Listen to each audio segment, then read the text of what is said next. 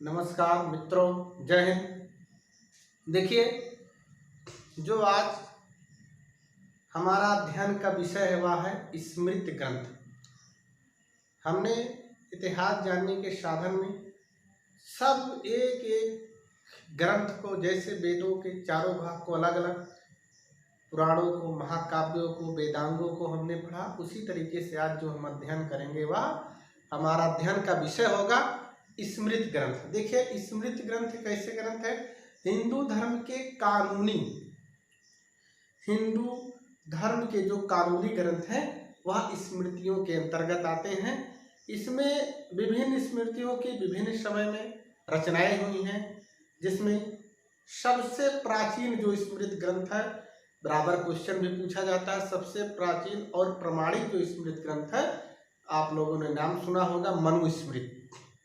और मनु के विषय में कहा जाता है कि ये प्रथम आदि पुरुष हैं। कौन है ये? इनको प्रथम आदि पुरुष भी इनको माना जाता है। राज संस्थाओं के प्रथम निर्माता इनको माना जाता है। इनको क्या माना जाता है? राज संस्थाओं के प्रथम निर्माता माना जाता है। और धर्म के प्रथम व्यवस्थापक, इनको क्या माना जाता है? राज संस्थाओं के प्रथम निर्माता, धर्म के प्रथम व्यवस्थापक माना जाता है और इन्हें आदि पुरुष माना जाता है। अब सब जो स्मृतियां हैं, चाहे मनुस्मृति हो, याज्ञवल्क्य स्मृति हो, नारद स्मृति हो, बृहस्पति, पराशर, कात्यायन और देवल स्मृति, जिसे इसमें कुछ स्मृतियों का परीक्षा के दृष्टि से बहुत महत्वपूर्ण है, बार बार पूछा जाता है। और दो स्मृतियां ऐसी हैं जिनके ऊपर भाष्य या टीकाएं भी लिखी गई हैं, मनुस्मृति और याज्ञवल्क्य स्मृति। इसके विषय में भी हम अध्ययन करेंगे। तो सबसे पहले हम क्या देखते हैं? जो स्मृति ग्रंथ है वह पद्य में लिखे गए हैं, लेकिन एक स्मृति है विष्णु स्मृति जो कि गद्य में भी लिखी गई। तो देखते हैं स्मृति ग्रंथ। स्मृति ग्रंथ ये हिंदू धर्म के कानूनी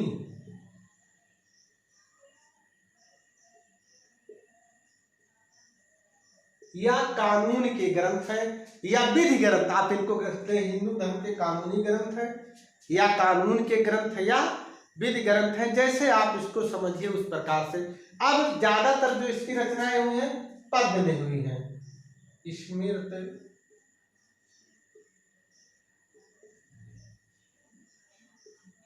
की रचना किसमें हुई? पद्य में। लेकिन विष्णु स्मृति गद्य में भी हमको मिलता है।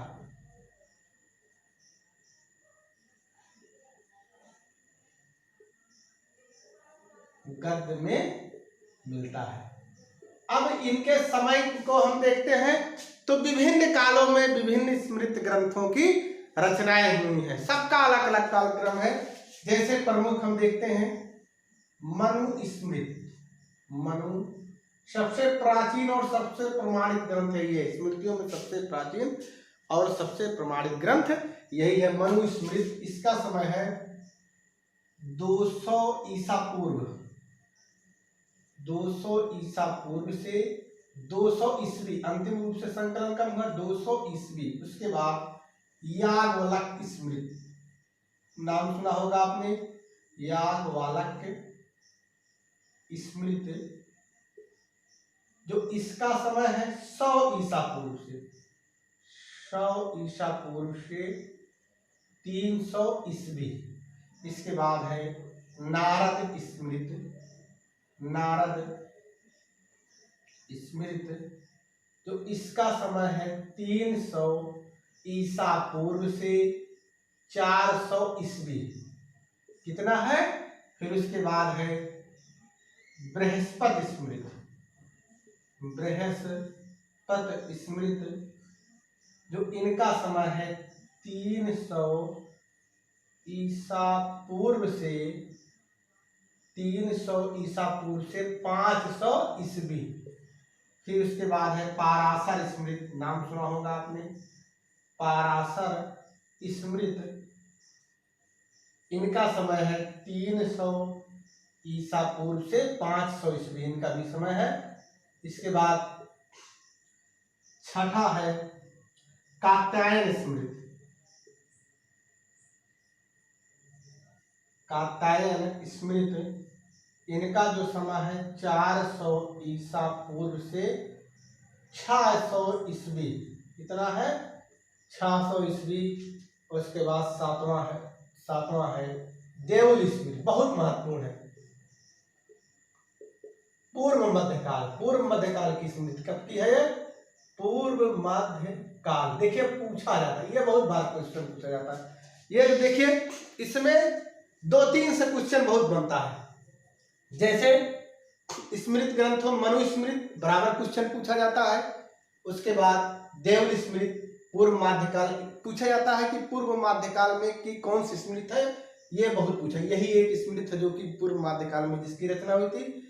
या गलत से भी क्वेश्चन बन जाता है कि इसकी जो टीकाएं हैं मनुस्मृति की जो टीका है नारद स्मृति से, इससे हमको जो जानकारी मिलती है प्रमुख रूप से नियोग प्रथा, विधवा पुनर्विवाह और इसमें दासों की मुक्ति के विषय में विधान मिलता है। तो इतना आप नोट कर लीजिए। देखिए अब इसमें हम देखते हैं तो मनुस्मृति का जो समय है 200 ईसा पूर्व से 200 ईस्वी। याद बोला स्मृति 100 ईसा पूर्व से 300 ईस्वी। नारद स्मृति 300 ईसा पूर्व से 400 ईस्वी। बृहस्पति स्मृति 300 ईसा पूर्व से 500 ईस्वी। पाराशर स्मृति 300 ईसा पूर्व से 500 ईस्वी। कात्यायन स्मृति 400 ईसा पूर्व से 600 ईस्वी और देवल स्मृति जो है हमारा पूर्व मध्य काल। तो इतना इनका ये समय हो गया, इसको आप नोट कर लीजिए। कभी कभार इसका क्रम भी पूछ लिया जाता है ताकि आप इसमें मिस्टेक न करें। जब आपको पता होगा सबसे प्राचीन और सबसे प्रमाणित स्मृति की जहां बात आएगी, हमको कुछ नहीं करना, मनुस्मृति कर देना है। अब देखिए अब हम 2-3 स्मृतियों के विषय में थोड़ा जो पूछा जा सकता है उसके विषय में बता दें। ठीक, इसको आप नोट कर लें। देखिए तो हमने देखा कि जो स्मृति ग्रंथ है यह क्या है? हिंदू धर्म के कानूनी ग्रंथ है। इसमें देखा हमने कि जो हमारा मनुस्मृति है सबसे प्राचीन सबसे प्रमाणित है। उसके बाद देवल स्मृति जो हमारी पूर्व मध्यकाल। अब इसे मनुस्मृति देखिए, मनुस्मृति। ठीक, देखिए यह सबसे प्राचीन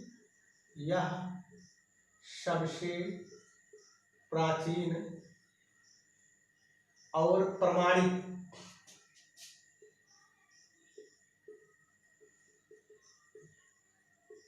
ग्रंथ है। सबसे प्राचीन और सबसे प्रमाणित ग्रंथ है। यह हिंदू धर्म के कानून से संबंधित, विधि से संबंधित ग्रंथ है। अब मनु को आदि पुरुष माना जाता है। मनु को क्या माना जाता है? मनु को आदि पुरुष माना जाता है और इनको राज व्यवस्था का प्रथम उपदेशक माना जाता है। राज व्यवस्था के प्रथम कर्ता के रूप में भी इनको जाना जाता है।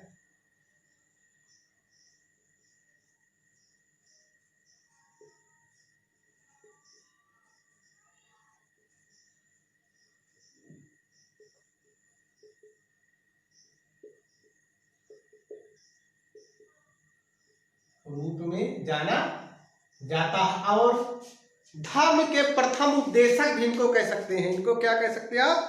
धर्म व्यवस्था के प्रथम उपदेशक भी इनको कह सकते हैं। इन्होंने सब प्रथम धर्म की व्यवस्था की थी। ये अब इनका जो संकलन का कार्य है किस समय हुआ था इनका संकलन प्रमुख रूप से?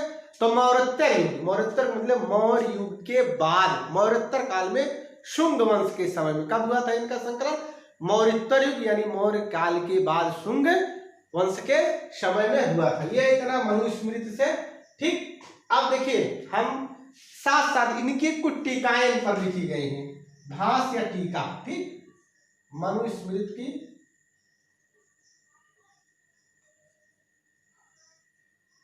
चाहे इनको टीका कहिए चाहे भाष्य।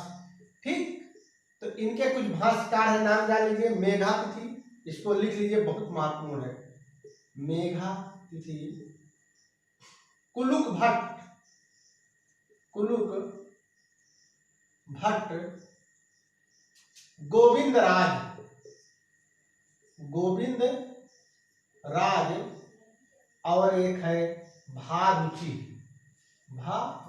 देखिए अब मनुस्मृति के टीकाकार, ये बहुत बार भाष्यकार टीकाकार पूछा जाएगा तो हमको कुछ मेघातिथि, कुलुक भट्ट, गोविंद राज, भारुचि। क्यों? देखिए कंफ्यूजन होता है कि मनुस्मृति और याज्ञवल्क्य स्मृति दोनों पे टीकाएं लिखी गई हैं, तो क्या होता है कि हम कंफ्यूजन करने के लिए याज्ञवल्क्य जो स्मृतिकार है उनको इसमें दे देंगे, कौन इसमें मनुस्मृति का टीकाकार नहीं है। तो अगर हम दोनों जानते रहेंगे तो हमको समस्याएं नहीं आएगी। तो मनुस्मृति के टीकाकार मेघातिथि, कुलुक भट्ट, गोविंद राज और भारुचि हैं। अब इसके बाद हम देखते हैं तो याज्ञवल्क्य स्मृति, समय पहले ही लिख दिए थे, याज्ञवल्क्य स्मृति। देखिए इसमें क्या है, यह मनुस्मृति से ज्यादा सुव्यवस्थित है कि उसके बाद के, देखिए जैसे हम कोई भी कार्य करते हैं, उदाहरण के तौर पर जैसे हम पढ़ाने का ही कार्य करते हैं, अध्ययन का, पहले दिन जितना अच्छा पढ़ाएंगे हो सकता है उसके बाद और अच्छा मेहनत करेंगे तो धीरे धीरे इम्प्रूव होता है, सुधार होता है। उसी तरीके जो याज्ञवल्क्य स्मृति यह क्या है, सुव्यवस्थित, इससे ज्यादा सुव्यवस्थित थी, किससे, मनुस्मृति से। अब इसके सिर्फ टीकाकार के विषय में जान लीजिए, भाष्यकार या टीकाकार, जो कि परीक्षा के दृष्टि से महत्वपूर्ण है, टीकाकार या भाष्यकार। ठीक, इसमें है देखिए विघ्नेश्वर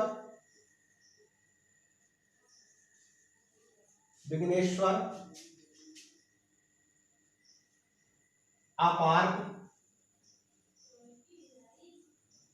ये शिलाहारवंशी शासक थे, विघ्नेश्वर अपार्ग,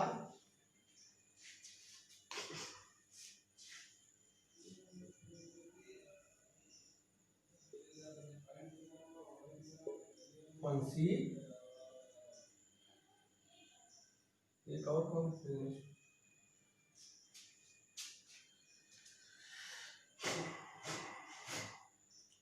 देखिए इसके टीकाकार भास्कर विघ्नेश्वर अपार्ग शिलाहारवंशी, या इनको आदित्य प्रथम भी कहा जाता है, या आदित्य प्रथम भी जान लीजिए, पूछा जा सकता है आदित्य प्रथम।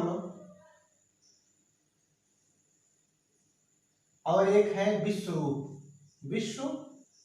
ये तीन, देखिए ये कौन है तीनों, इसके टीकाकार है, विघ्नेश्वर अपार्ग शिलाहारवंशी शासक, या इनको आदित्य प्रथम भी कहा जाता है, और विश्वरूप ये कौन है, इसके याज्ञवल्क्य स्मृति के टीकाकार है। तो इसको आप इतना नोट कर लीजिए। एक बार पुनः हम आपको बता दें कि मनुस्मृति सबसे प्राचीन स्मृति है। ठीक, अब इसके टीकाकार में हमने देखा कुलुक भट्ट, मेघातिथि, गोविंद राज और भारुचि। अब हम जब देखते हैं याज्ञवल्क्य स्मृति को तो यह उससे कुछ ज्यादा सुव्यवस्थित है, क्योंकि बाद की स्मृति है तो कुछ न कुछ उसमें सुधार किया गया। इसके तीन टीकाकार विश्वरूप, विघ्नेश्वर और शिलाहारवंशी शासक अपार्ग या आदित्य प्रथम है। ठीक, इतना बहुत है, इससे ज्यादा और कुछ पूछा नहीं जाएगा, इसको आप नोट कर लीजिए। तो इसके बाद फिर देखिए 2-3 और पॉइंट बच रहा है। एक है, जैसे नोट हो गया, हम इसको मिटा दे रहे हैं, नारद स्मृति। देखिए नारद स्मृति और देवल स्मृति, देवल स्मृति इसलिए बता रहे हैं नारद स्मृति। ठीक, क्या क्या है इसमें जानकारी, देखिए नारद स्मृति जो है गुप्तकालीन स्मृति है। किस कहा कब की है, गुप्तकालीन। इसमें नियोग प्रथा भी जब पढ़ाएंगे तब उसके विषय में बता देंगे। नियोग प्रथा, विधवा पुनर्विवाह। देखिए विधवा पुनर्विवाह जो है इसमें है, लेकिन मनुस्मृति में विधवा पुनर्विवाह वर्जित था, विवाह नहीं कर सकते। विधवा पुनर्विवाह और दासों की मुक्ति का विधान है, दासों की मुक्ति का विधान है, दासों की मुक्ति का विधान है। ये इसमें नारद स्मृति, ये तीन चीजें पूछा जाता है, महत्वपूर्ण। ठीक, उसके बाद विघ्नेश्वर और दायभाग। ठीक, 12वीं सदी में ये भी दोनों महत्वपूर्ण है, लेकिन पहले आप देवल स्मृति जान लीजिए क्या महत्वपूर्ण है। देखिए देवल स्मृति, ठीक, इसको जान लीजिए। ये कब की है, पूर्व मध्यकालीन स्मृति है, पूर्व मध्यकालीन स्मृति की जहां बात है, ये आपको यही स्मृति ग्रंथ। देखिए इसमें क्या है, यह विधि की पुस्तक नहीं है, कानून की पुस्तक नहीं है। इसमें क्या था, जो हिंदू धर्म छोड़ के मुसलमान बन गए थे, जहां पूछा जाएगा जो हिंदू धर्म छोड़कर मुसलमान बन गए थे उनको पुनः हिंदू धर्म में वापसी के लिए जो विधान था वो उसमें था देवल स्मृति में। यानी कि देखिए जो मध्यकाल में क्या हुआ है, जब मुस्लिम हमारे यहाँ आते हैं तो कि हमारे यहाँ धर्म परिवर्तन हो जाता है, चाहे लालच में या कुछ जबरदस्ती कर लेते थे, कुछ ऐसे धार्मिक आडंबर थे कि आपने भोजन कर लिया ऐसी भी थी और आप मुसलमान हो गए, तो उनको पुनः हिंदू धर्म में वापस लाने के लिए देवल स्मृति में उसका विधान था। ठीक, कितना हुआ, इतना समझ में आ गया कि नहीं। अब इसके बाद दो ग्रंथ के विषय में आप और जाने, मिथाक्षरा और दायभाग। देखिए मिथाक्षरा 12वीं शताब्दी, 12वीं सदी, ठीक, और एक दायभाग। देखिए दोनों में थोड़ा, अब इसमें क्यों साथ में बता रहे हैं, ये भी 12वीं सदी की, दोनों पूछी जाती है बहुत बार, और आप उठा के देख लीजिए पुराने पेपरों को, बहुत बार पूछा गया। मिथाक्षरा, इसके रचयिता कौन है, विघ्नेश्वर।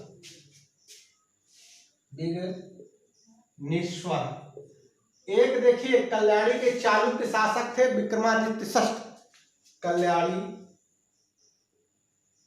के चालुक्य शासक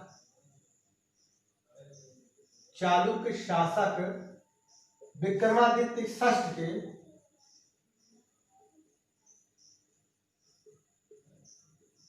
षष्ठ के दरबारी कवि थे, के दरबार में थे। ठीक,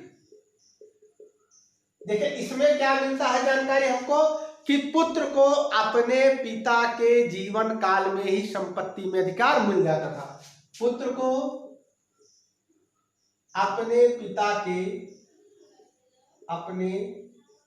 के जीवन काल में ही संपत्ति में अधिकार मिल जाता था।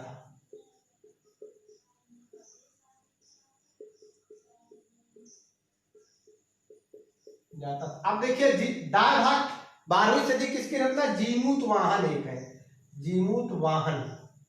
देखिए इसमें क्या है, हमको थोड़ा सा बारीकी याद करना है। जैसे इसमें पिता के जीवन काल में ही संपत्ति में अधिकार मिल जाता था, और जो दायभाग के रचयिता 12वीं सदी में जीमूत वाहन जो कहते हैं कि पिता की मृत्यु के बाद ही पुत्र को उसका हक मिलता था। पिता की मृत्यु के बाद ही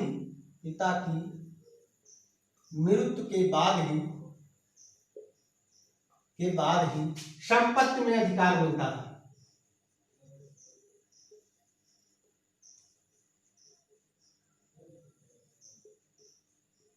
देखिए अब ये दोनों हमने क्या देखा कि नाराज स्मृति में क्या था, नियोग, प्रथा, विधवा पुनर्विवाह, दासों की मुक्ति का विधान।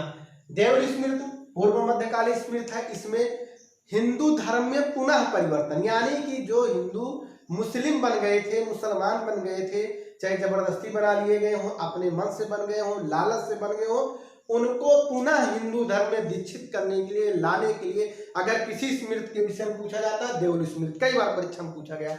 उसके बाद मिथाक्षरा 12वीं शताब्दी की रचना है, जिसके रचयिता विघ्नेश्वर है। इसका नाम तो बराबर पूछा जाता है, कौन इसके रचयिता है। ये कल्याणी के एक चालुक्य शासक थे विक्रमादित्य षष्ठ, उनके दरबार में थे। इन्होंने कहा कि पिता के जीवन काल में ही पुत्र को संपत्ति में अधिकार मिल जाता। अब दायभाग एक रचना है, वो भी 12वीं शताब्दी की है, जिसके रचयिता जीमूत वाहन है। उन्होंने कहा नहीं, पिता के जीवन काल में पुत्र को संपत्ति में अधिकार नहीं मिलता था, पिता की मृत्यु के बाद ही संपत्ति में पुत्र को अधिकार मिलता था। इतना ये जान लीजिए आप। इसके अलावा स्मृति ग्रंथों से कुछ पूछा नहीं जाएगा, इसको आप नोट कर लीजिए। तो देखिए लगभग समझ में आ गया होगा, इसमें कुछ बचा नहीं। एक बार हम पूरा इससे जानने, देखिए जो हमने बताया कि जो स्मृति ग्रंथ है वह हिंदू धर्म के कानूनी ग्रंथ है। ठीक, कानून से संबंधी, विधि से संबंधी, नियम से संबंधी, जैसे समझना हो। और हमने बताया कि जो मनु है वो आदि पुरुष माने जाते हैं, प्रथम पुरुष माने, प्रथम विद्वत्ता माने जाते हैं, धर्म के प्रथम उद्देशक, यानी जो जैसे है उनको माना जाता है। अब सबसे प्राचीन स्मृति और सबसे प्रमाणिक मनु स्मृति है। इसमें टीकाएं हमने बताया, टीकाकारों का नाम बताया, जिसमें कुलुक भट्ट हैं, गोविंदराज हैं, भारुचि हैं, मेघातिथि हैं। उसके बाद हमने याज्ञवल्क्य स्मृति के विषय में बताया कि इसके विश्वरूप, विघ्नेश्वर और अपार्क या शिलाहार वंशी शासक आदित्य प्रथम इसके जो है टीकाकार हैं। जिसमें बताया हमने कि नारद स्मृत जो तो गुप्तकालीन स्मृत है, नियोग प्रथा, विधवा पुनर्विवाह और दासों के मुक्ति के विषय में पूछा जाता कई बार। लेकिन देखिए विधवा पुनर्विवाह अगर कहीं पूछा जाता क्या विधवा पुनर्विवाह का विधान मनुस्मृति में था, तो नहीं था। उसमें पूरी तरह से उसके 38वें खंड में विधवा पुनर्विवाह के लिए वर्जित किया गया है। जो मनुस्मृति का 38वां खंड है उसमें पूरी तरह से वर्जित किया गया, विधवा विवाह के विषय में नहीं। और देवल स्मृति, देखिए बार बार पूछा कौन सी स्मृति पूर्व मध्यकालीन है, तो देवल स्मृति जो है वह पूर्व मध्यकालीन है। और इसके बाद जो हिंदू धर्म छोड़कर मुस्लिम धर्म में चले गए थे उनको पुनः वापसी के लिए जो विधान की व्यवस्था वह देवल स्मृति में ही वह विधान की व्यवस्था है। तो इससे ज्यादा और कुछ पूछा नहीं जाएगा। इसको एक बार आप ढंग से पढ़ लेंगे, सुन लेंगे तो अपने आप याद हो जाएगा। देखिए किसी चीज को धीरे धीरे कड़ी जुड़ती है, तो इसको समझने के लिए देखिए आप जब तक पुराने वीडियो को नहीं देखेंगे, और मेरा विश्वास है कि सारे वीडियो अगर आप लगातार देखते चलेंगे तो कंपटीशन में चाहे पीसीएस की परीक्षा हो, वनडे एग्जाम हो, रेलवे, एसएससी, बैंक, कहीं पर भी अगर कोई क्वेश्चन मिस्टेक हो जाएगा, गलत हो जाएगा, ऐसा नहीं होगा कि जो हमने पढ़ा है इसके अलावा कुछ पूछा जाएगा तो आप कह देना कि सर आपने सही नहीं पढ़ा। ऐसी कोई संभावना नहीं कि इसके अलावा कुछ पूछा जाए। अगर ऐसा कुछ पूछा जाता है तो प्रयास रहेगा कि नवीनतम उसमें कुछ न कुछ हम बराबर नई नई चीजों को जोड़ते रहेंगे। और कुछ ऐसा लगता हो कि सुधार करें तो उसको भी आप बता सकते हैं। और इसी तरीके से अनवरत क्या है हम विस्तार से इसका एक एक टॉपिक का अध्ययन करवाते चलेंगे। और स्मृति ग्रंथ अब यह पूरा हो गया, लेकिन आप इसके पहले की चीजें देखिए। अब हम और यार एक चीज बता दें आपको, हो गया तो देखिए कुछ परीक्षा के दृष्टि से महत्वपूर्ण है उसको बता दें। जैसे कुछ खर दर्शन हमारे हैं उनके नाम बार बार पूछा जाता है।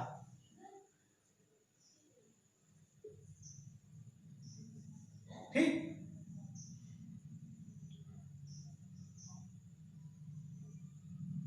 ये जो खर दर्शन है या सर दर्शन, खर दर्शन जो समझ रहे हैं उसको आप समझ लीजिए। इनके कुछ जैसे नाम है जो कि बराबर पूछे जाते हैं।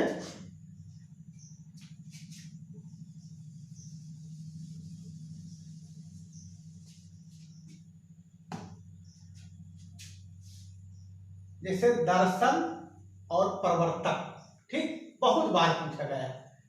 ठीक, जैसे सांख्य, नाम सब लोगों ने सुना होगा, इसमें बहुत लोग मिस्टेक भी करते हैं। न्याय, योग, इसको लिख लीजिए, दिमाग में आ गया है हमारे। मीमांसा, योग, न्याय, मीमांसा। जैसे सांख्य, प्रवर्तक कपिल मुनि, नाम सुना होगा आपने, कपिल। न्याय गौतम, योग पतंजलि, मीमांसा जैमिनी। देखिए कहीं कहीं जैमिनी, कहीं कहीं जैमिनी, इससे आप उसके बाद उत्तर मीमांसा लिखा है। उत्तर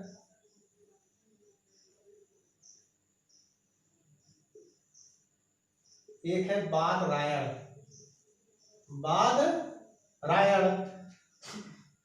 तो सांख्य दर्शन कपिल, न्याय गौतम, योग पतंजलि, मीमांसा जैमिनी और उत्तर मीमांसा बाद रायण हो गए। एक और कोई बच रहा है शायद, कभी भी पूछा जाता है। देखिए दिमाग में एक दर्शन और पूछा जाता है, वैशेषिक। वैशेषिक कणाद जी एक है। देखिए परीक्षा में बराबर, देखिए ये बहुत पूछा जाता है। ये जो दर्शन है, सांख्य दर्शन कपिल, न्याय गौतम, योग पतंजलि, मीमांसा जैमिनी, उत्तर मीमांसा वादरायण और वैशेषिक कणाद, ये का है। तो देखिए बराबर पूछा जाता है, इसको आप लिख लीजिए। बच्चे बहुत गलती करते हैं। जैसे अभी हम एक दिन पढ़ा देंगे आपको अद्वैतवाद, विशिष्टावाद, शुद्धाद्वैतवाद, दैत्याद्वैतवाद, इसमें भी बच्चे बहुत गलती करते हैं। उसको हम किसी दिन बता देंगे। उसके प्रवर्तक को पूछा, जैसे पूछा था विशिष्टाद्वैत के वो कौन है, शुद्धाद्वैतवाद के कौन है, दैत्यवाद के कौन है, अद्वैतवाद के कौन है, शंकराचार्य किसके हैं, वल्लभाचार्य किसके हैं, निम्बकाचार्य किसके हैं। तो इन सबके प्रवर्तकों के विषय में बच्चे बहुत गलती करते हैं, उसी तरीके इसमें भी गलती करते हैं, जिसको याद इसे करना है। आप देखिए 2 बार इसे सांख्य, कपिल, न्याय, गौतम, योग, पतंजल, मीमांसा, जैमिनी, उत्तर मीमांसा, वादरण और वैशेषिक काल। ठीक, अब इधर इसको भी आप नोट कर लीजिए, दिमाग में आया, हमने सोचा इसको आपको बता दिया जाए। तो देखिए मित्रों, ध्यान से आप पढ़िए, मस्त रहिए, खुश रहिए। धन्यवाद, नमस्कार, जय हिंद।